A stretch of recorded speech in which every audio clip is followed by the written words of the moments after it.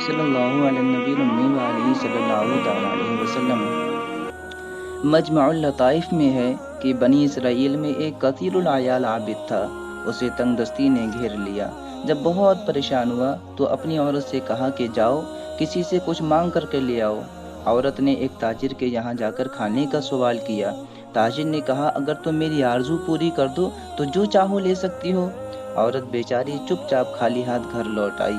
बच्चों ने जब माँ को खाली हाथ आते देखा तो भूख से चिल्लाने लगे और कहने लगे, अम्मी हम भूख से मर रहे हैं, हमें कुछ तो खाने को दो।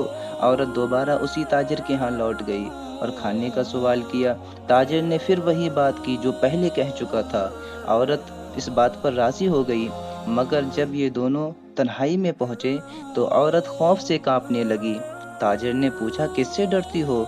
उसने कहा, मैं उस रब्बे लम यज़ल के खौफ से लर्जा हूँ, उसके खौफ से कांप रही हूँ जिसने हमें और तुझे पैदा किया। तब ताजिर बोला, जब तुम इतनी तंगदस्ती और गरीबी में भी खुदा का खौफ रखती हो तो मुझे भी अल्लाह के अजाब से डरना चाहिए। ये कहा और औरत को बहुत सा माल और सामान दे करके इज्जत के साथ रुखसत कर दिया।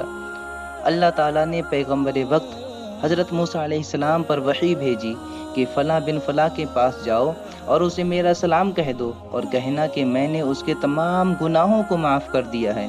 मूसा अलैहिस्सलाम हस्बे हुक्म इलाही उस ताजिर के पास आए और पूछा कि तुमने कोई अजीम नेकी अंजाम दी है जिसकी वजह से अल्लाह ताला ने तुम्हारे तमाम गुनाहों को माफ़ कर दिया।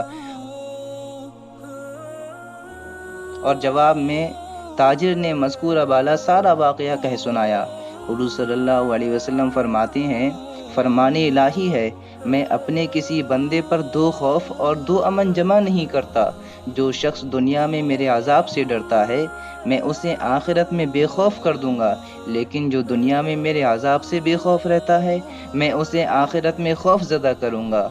अल्लाह ताला का इरशाद है, फला तख्शवुन नासा वख्शौनी, तुम लोगों से नहीं मुझसे डरो। एक और आयत में है, फला तखाफूहुम वखाफूनी इन कुंतुम मुमिनीन, अगर तुम मोमिन हो तो लोगों से नहीं मुझसे डरो। मेरे प्यारे इस्लामी भाइयों, हमें और आपको भी अल्लाह रब्बुल इज़्ज़त का खौफ अपने सीनों में पैदा करना चाहिए और हमें अल्लाह से तौफ़ीक़ तौबा मांगनी चाहिए और हमारी ज़िंदगी का मकसद सिर्फ़ रज़ाए इलाही होना चाहिए।